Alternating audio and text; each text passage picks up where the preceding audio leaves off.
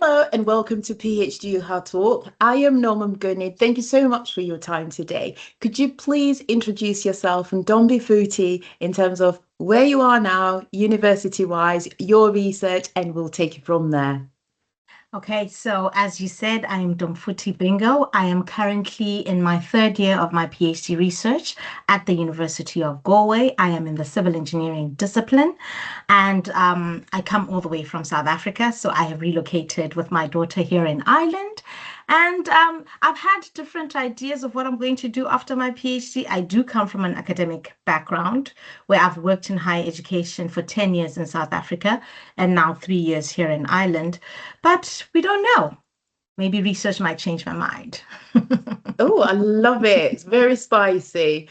And to you, right, for relocating, I've got some questions in terms of that. But before we get there, we'll Okay. ask the obvious question. Why did you apply for a PhD So, like program? I have said, I have worked in higher education for 10 years in South Africa. I worked as an admin assistant for quite a number of years, even though I had qualified as a chemical engineer. So, the dynamics in South Africa is that it's not always guaranteed that you'll get employment after your graduation. So, I was unemployed for a year and a half. But then I was like, I can't just sit and fold my hands and expect a chemical engineering job to fall on my lap. So, I can still develop skills while I wait for the big job, you know.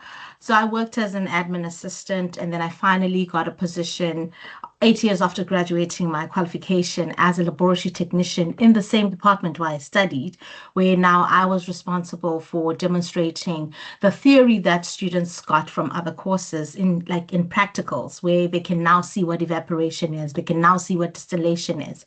But then again, I come from a mom who has 4 honors degrees, 2 masters, one of them is an MBA, and she graduated her PhD at the age of 60. So when I got my first qualification, she was like, no, you're not yet my daughter. And she's worked in higher education almost all my life. So I had to live up to her standards as well. And I wanted to actually transition from a technical position to an academic position. And PhD was the natural progression. Wow. A woman in STEM, raised by a woman who's just breaking the glass ceiling, shattering it, and just, wow, that is amazing. Thank you. And in terms of the pressure, then, I must ask, do you feel like you're under pressure to almost perform at the level that mum did? Or do you feel like actually it is in me? I want this journey. It's actually a little bit of both because funny enough, even the chemical engineering qualification, that was my mom's choice. I'm actually very artistic. I don't know if you can see my portrait here in the background. So I wanted to pursue a graphic design career, and she was just like, "No, you're going to do chemical engineering." And because I was good in maths and chemistry, obviously chemical engineering is opposite of chemistry, but it made sense, you know. And I think once being in the career or studying the qualification, it made a lot of sense for me. But I think for me, I don't want to be in the industry part. I don't know if you've also noticed in my platforms, I love talking about personal development because I have seen how education actually impacted on my family. So I want to be there for engineering students, you know. So that's where the passion came in, where I was like, okay, I can actually make an impact in someone's life, you know, in terms of my students that I engage with. Hence, academia made sense for me instead of industry because I'm actually touching real lives. No, I do love that. And, you know, it's partly one of the reasons as well why we invited you to say, come on PhD Hard Talk, because you're giving a voice to the voiceless, because sometimes it can be difficult to ask a question or to ask for help because of Yes. our cultures as well and our identities. So when the knowledge is freely available, you get that answer without asking, then you can send a DM. So I applaud you for that. In terms of the next question, then, what are the top three things, in your opinion, that one must consider when applying for a PhD? Well, firstly, they must realize that it's not about how smart you are. So now it's about how resilient you are. So the question is, are you committed? Because it does require you to be highly committed because you will have so many days where you question your journey and you're like, what was I thinking? But now you should have that thing that pushes you. You need to be resilient. Are you resilient? Two, the PhD, how will it advance your career? Is it something that is a nice to have just because you want people to call you doctor? Or is it something that you want to utilize to improve the community that you're in? Because academia is not only learning and teaching, it is also research and community engagement. So we've got all those responsibilities and all those caps. So it needs you to be sure about your choice and also your passion. I think the one person who I always turn to is I think about my colleague who became my supervisor. We were classmates, we worked together and became my supervisor for my master's. But from when we were in varsity, we could see how passionate Professor Basitera was when it comes to imparting education to the next. Because as academics, we also have to facilitate the learning and teaching of the students in our class. We also need to be adaptable. So passion also has to come in. No, that's quite interesting because I think, again, to ask you for your thoughts, which is not the initial question. Nowadays we have AI, and I was on a webinar and someone said, well, I can go on this and such a website and this can happen and I'll have a literature review and I will do this and I'll do that. What are your thoughts? Because I think, in my opinion, the younger minds, they've found a popcorn way of life. Microwavable popcorn goes in 2 minutes, they've got the response. The journey, which you've mentioned, is not so appreciated because people can now make a million on YouTube. You don't have to work, you retire at 20 or 50, So what are your thoughts in terms of AI and academia? I feel that they both have a space, right? Because obviously we need to advance with technology, but it still does not take away from the need for that human connection, that human building, because even if you're saying you're going to pursue research, oh, I can do it in AI, who are you doing it for? You still need that community engagement. Like I always say, higher education is built on three pillars. It's your learning and teaching, it is your research and community engagement. I mean, at the end of the day, these are individuals who still need to engage with others in life. So you can't always be focused on AI.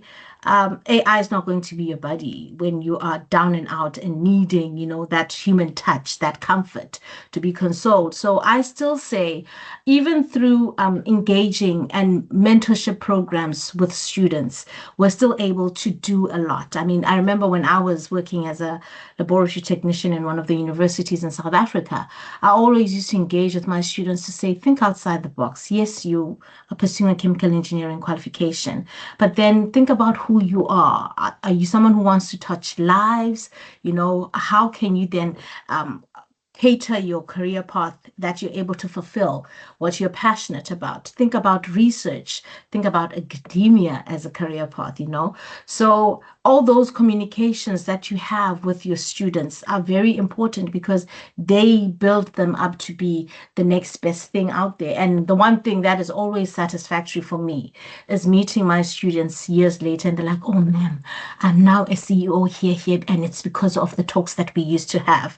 You can't have those talks with AI. I know there's this chat that, oh, formal education is no longer required. We can, like you say, we can do all of this but how can you be an engineer without going through the formal qualification? Even earlier on, we had this chat of, oh my God, this PhD is giving me those things, like I say, they build your character. They build who you are. So I believe there is space for both. I like that, but I must ask a question. in terms of your sharing there, you highlighted something. You had to tell your students to think.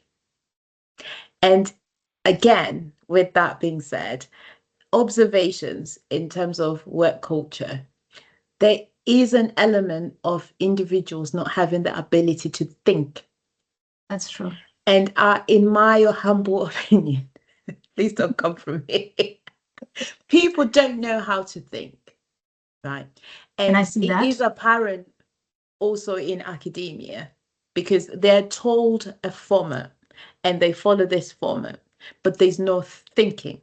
And again, once you think, you're outside of the status quo. So then you must fight, right?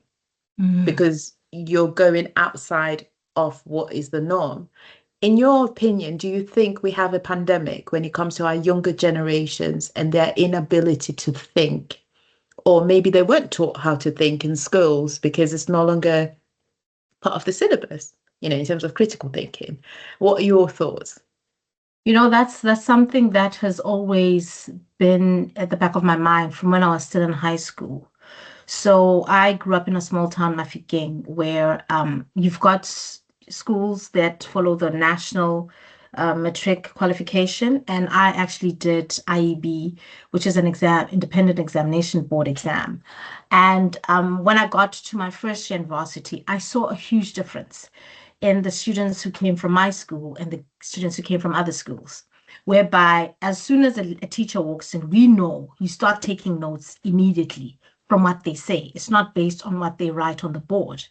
But then other students would wait for him to turn to the board. Then you'll hear everybody take out their books and then they start writing.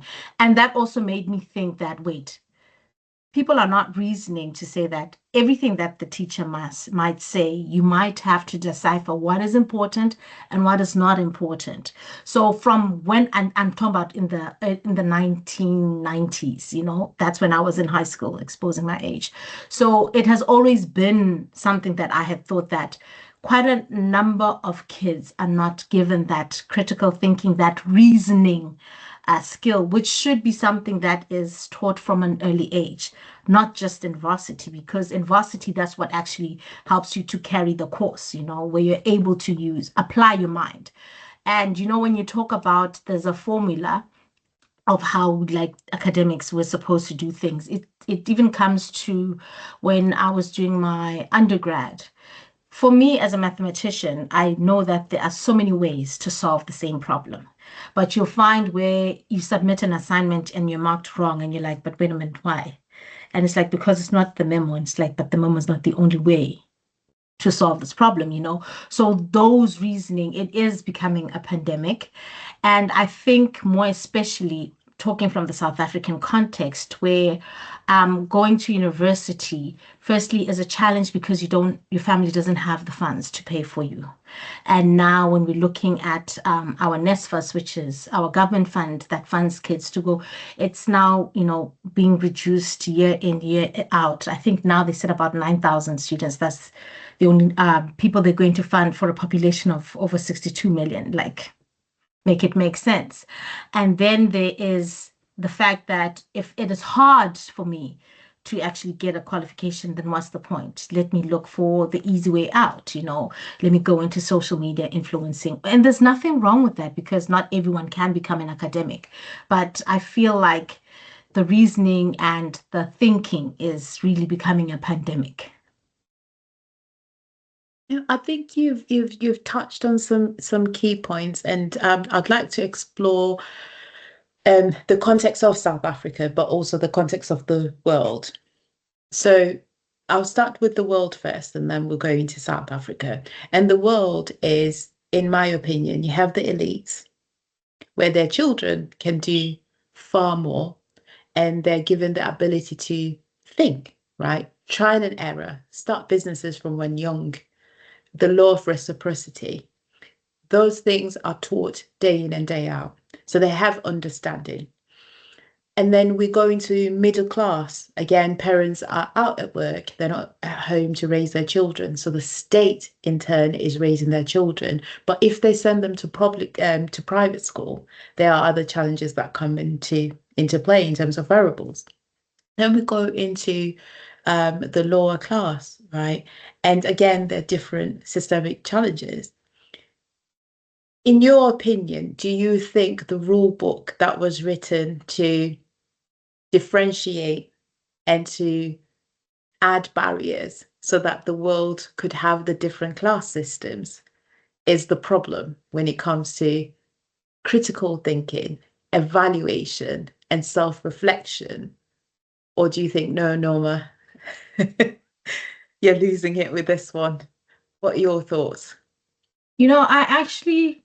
I agree with you, you know, because I have seen how it plays out in real life, where your elites are afforded certain opportunities. And funny enough, this is a conversation we were having with my sister earlier on, where what I appreciate about coming to Ireland is I have seen that in Ireland, from the age of 16, kids are allowed to work.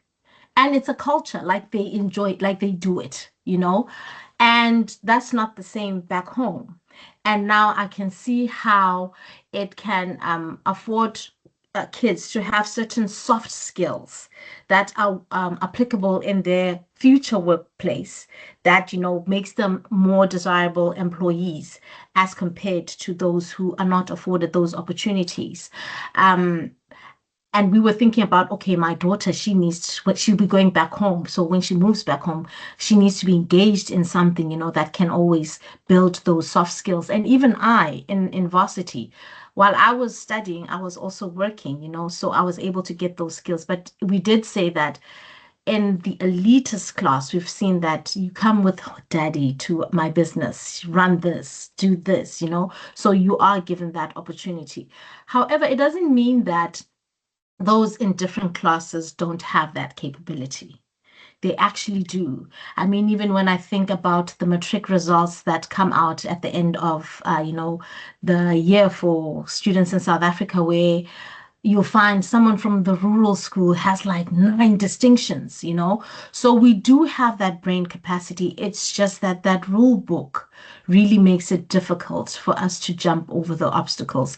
And unfortunately, you find that maybe, yes, those in the middle class might have relationships with individuals who can give them the opportunities to open to their kids, but we find that those at the bottom don't really have that, which is why I feel it's important for things like your platform, showing people that it's actually possible regardless of your background.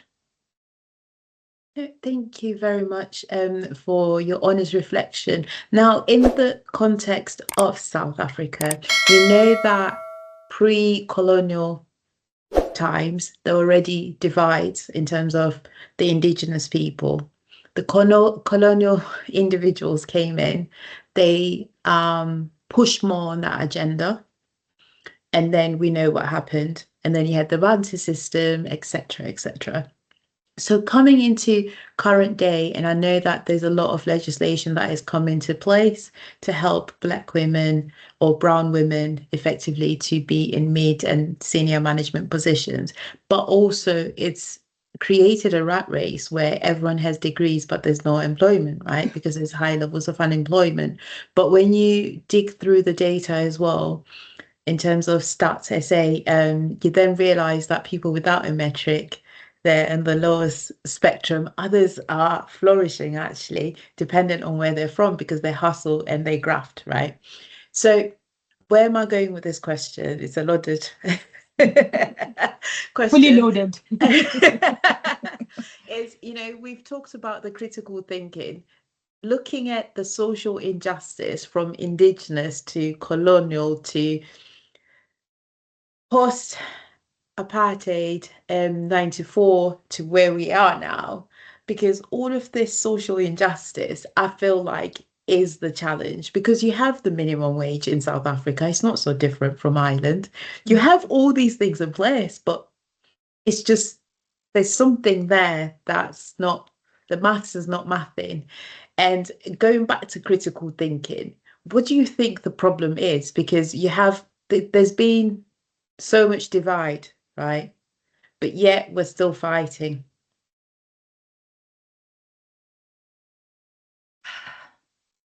Earlier on, I was now I'm just going to address, let's say, women in justice or, Mm. women in careers. I was listening to a video that Professor Pakeng was saying, where she was like, we need to stop this woman empowerment. We should just treat women justly. And I think the same could be applied.